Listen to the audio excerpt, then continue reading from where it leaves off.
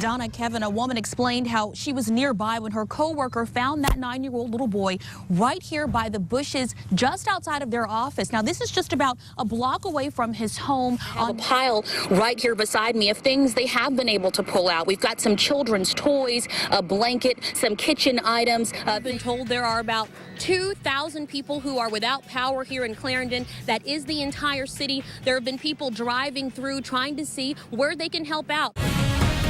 We begin with breaking news tonight into the KARK4 newsroom. Little Rock police on the scene of a standoff. She actually printed out this receipt here to mark the time of when they called 911, saying that someone that they were with was hit. I mean, the desk has changed, but also the personalities have changed. And so to have people who they've watched over the years here to talk about their first moments on TV, what it was like, and to know that all these folks can still count on us to tell their story. Focus on training young people to be prepared and also making it easier for small businesses to do business so they can hire more. Absolutely. Now, who do I need to get blocked from Twitter for introducing you to these cookies and then bringing them on the show? So not only do we get the cookies, but I bought Oreo's best friend, too. Nice. Plenty. Nice idea, maybe moving our desks outside. Will it be I like nice? that. I think we should ask the boss. We should. Instead of a sunroof in a car, you have a sunroof in a building. A retractable roof, yeah. Crank that thing up. Well, the fire marshal confirms Village Square Apartments did not meet current safety code when that fire swept through last month, damaging 24 units. Well, now that authorities are aware of these problems, the fire marshal says it could be just too expensive to force the owner to make those upgrades that could have stopped the fire from spreading.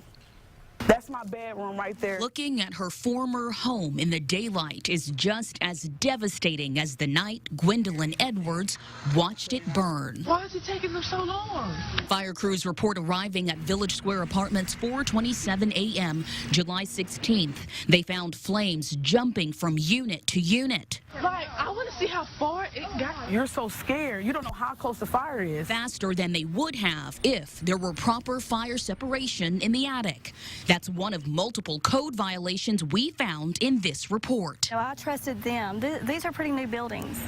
You know, I felt like, of course, they're going to be up to code. Why would you question that? Investigators also found there are no exit signs or sprinklers, features required back in 2003 when this building went up. Did you have any idea at that point that there were no sprinklers? No, I had no idea.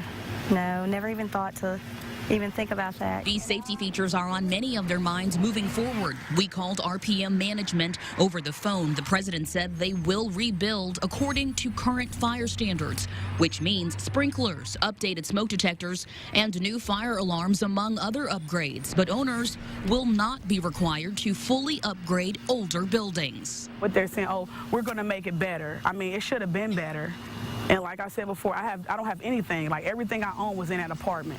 The changes are coming too late for these neighbors, forced out but drawn together through tragedy.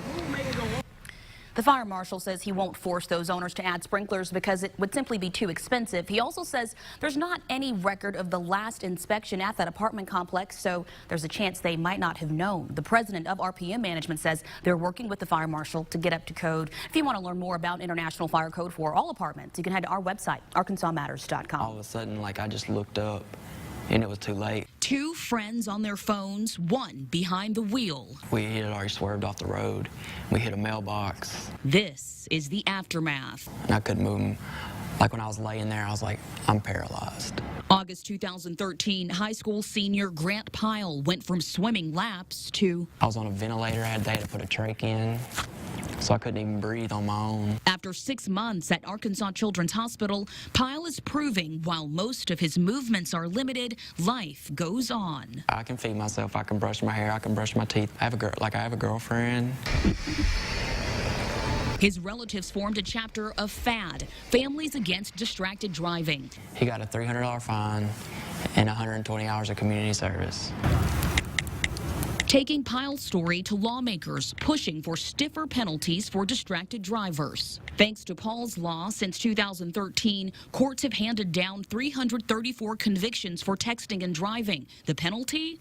A $100 fine. It's a safety bill. Representative David Fielding is trying to amend Paul's law by adding escalating penalties and fines. In his bill, a driver caught 3 times would lose their license for a year and pay $500 in fines.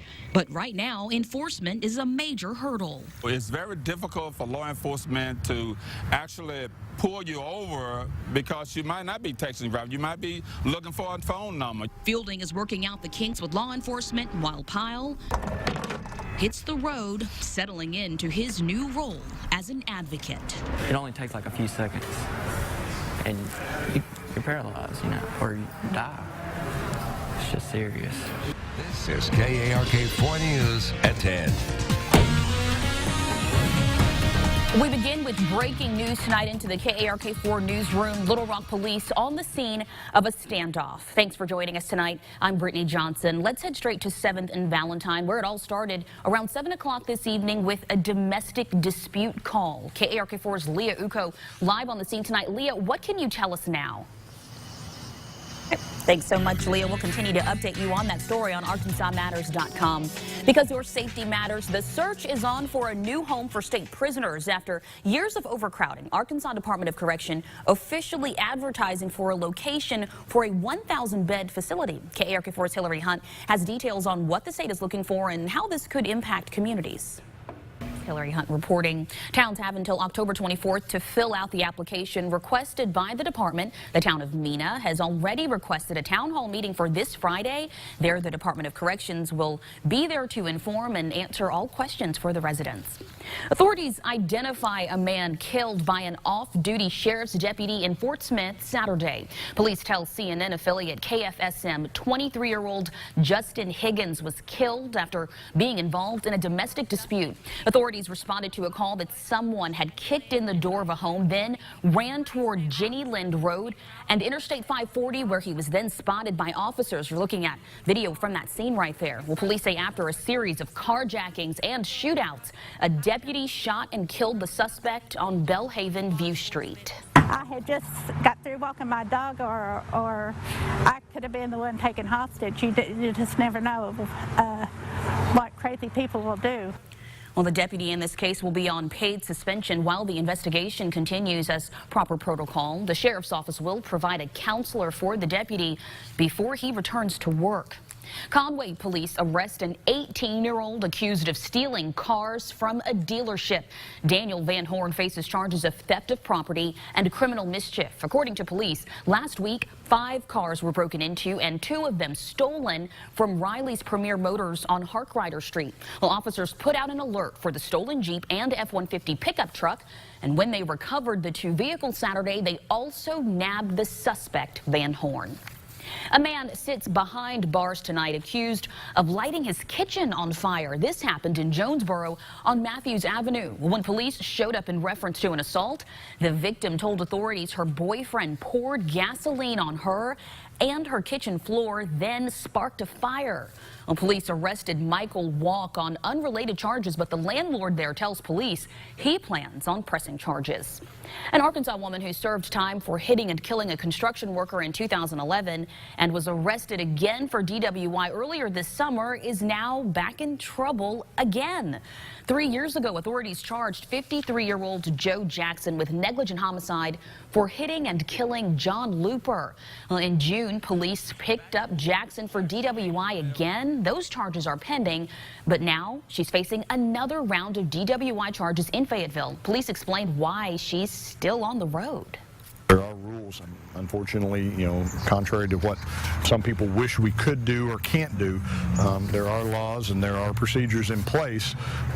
Sometimes they, may not make sense, but they're there for a reason. Sergeant Stout says Jackson could be running out of chances. She's bonded out at the maximum of $2,000. On Capitol View this morning, David Goins was joined on the political long table by Rex Nelson and Max Brantley to discuss the November election, now less than 3 months away. Well, they took a look at the state races for governor between Asa Hutchinson and Mike Ross, and Senate between Tom Cotton and Mark Pryor. In the Senate race, Cotton has a small lead. In the governor's race, Hutchinson has a little bigger lead, and he's playing that leader's game right now. And Capitol View airs Sunday mornings at 8:30, right before Meet the Press. A Central Arkansas church celebrates its 111th anniversary today. Members are marking the milestone by, of course, celebrating the past and also trying to secure a safer future because faith matters. KARK4's Leah Uko has more on how Mount Nebo Church is trying to push out crime in its community.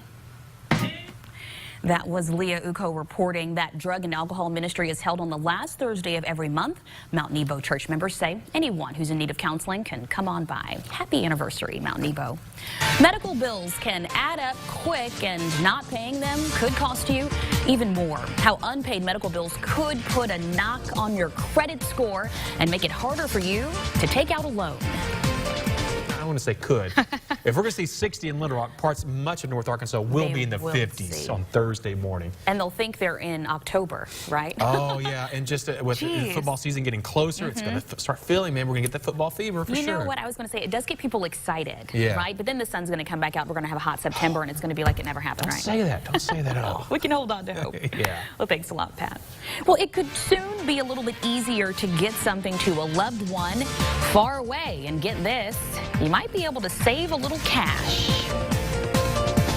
Well, thank you all so much for joining us tonight. We will see you right back here tomorrow. KARK4 Today starts at 5 a.m. Have a good night.